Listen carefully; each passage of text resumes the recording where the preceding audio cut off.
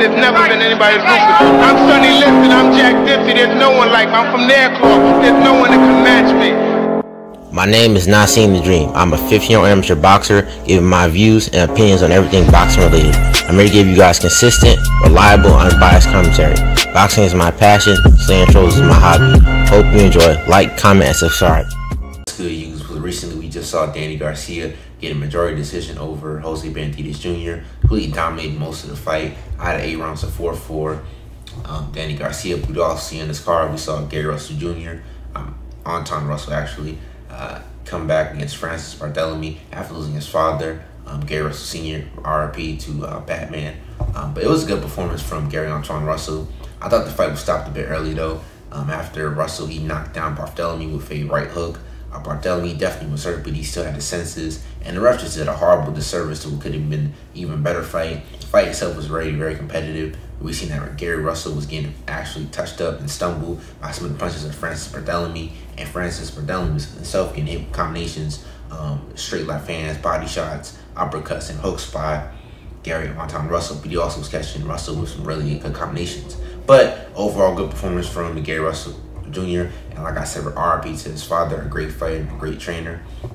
But the second fight in this card was Adam Kalinowski versus Ali Zerman. And like I told my dad, Adam Kalinowski would lose, and I was right. He got pretty much control for most of this fight. He definitely had his moments throughout this fight. I thought that he won at least three or four good rounds, but it was clear that Ali was clearly putting up more combinations. He was landing better punches, in my opinion. The overhand right, the uppercut, left hook. He was continuing landing that all night. Adam Kalinowski just kept getting hit cleanly. And even though we see him, like, actually slipping punches and dodging his head to the side, he was very consistent with it. Like, for the rounds he did win, half of those, he's actually going down to the body very well. But he abandoned that. He started to get himself get hit more and more by Ali Zerman. Ali Zerman in the later rounds started to get his win. He actually started to even batter Kalinowski even more. And it seemed like he had Kalinowski hurt in the last round. That being said, though, Kalinowski definitely improved somewhat as a fighter, but still, his lack of defense well on him. He's taking straight back-to-back losses, and I think he should just retire at this point before he ends with brain damage. This fight already was the second highest fight for punches in the heavyweight division. There's only so much you can take before you start showing signs of CTE and brain damage, and I think that Adam Kalinowski should just get out while he can, because I don't think he's beating top division boxers, man. He's hit way too much and has a bad ring IQ. But on to the main fight, Danny Garcia versus Jose Benavidez. Like I told y'all, Danny Garcia dominated this fight. 8 rounds to 4. I thought Jose Benavidez couldn't really do nothing, considering that like I told y'all, he got shot in the leg. He definitely was in some good combinations in the earlier rounds and the 9th round and the 10th round. He was landing the uppercut, the jab, the straight right hand, and some good body shots. But ultimately, Danny Garcia was looking swift out here, moving his feet a lot more than I thought he was, landing a lot of beautiful body shots. Left hook, straight right hand to the body, using his jab very well. The straight right hand. His left hook was getting blocked by Jose Benavidez Jr. all night, though. It was a good performance from Danny Garcia, but what I noticed was that he had a lack of power to most of the shots, and I think that's going to be a bad thing against fighters like Jermell Charlo, Sebastian Fundora, Tony Harrison, Tim Tszyu, and Brian Castano, top 5 in that division, all right?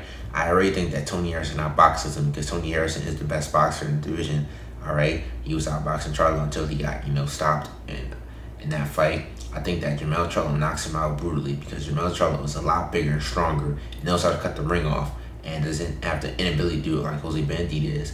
Sebastian Fundora is also his worst nightmare because Fundora throws so many punches, man.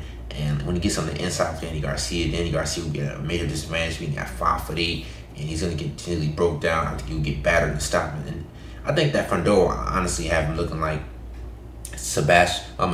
Erickson Lubin after that fight. His face was all bruised up, eyes closed and whatnot. You really see that Danny Garcia had 2 black eyes by a withered version of Errol Spence. Same with Jermell Charlo. Jermell Charlo, the ability to cut the ring off, going down to the body, his heavy punches, and his vicious knockout ratio. And the fact that Jermell Charlo was just so willing to knock you out in the ring with every punch is just not a good combination.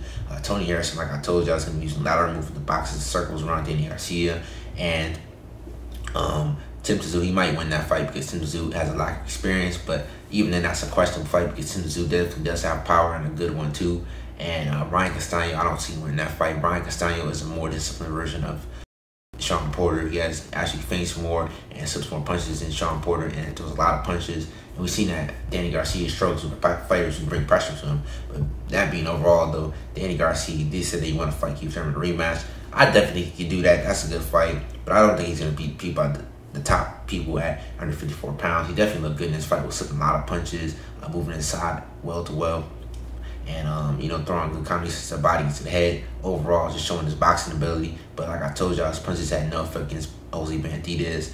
And that's not a good thing, considering this dude was a former lightweight himself. I'm going to say former welterweight himself. So that being said, I think that Danny Garcia should try to test the waters at 154 against a lower rank composition. Or best fight Tony Harrison yet. That's a fight I think that would be a good fight.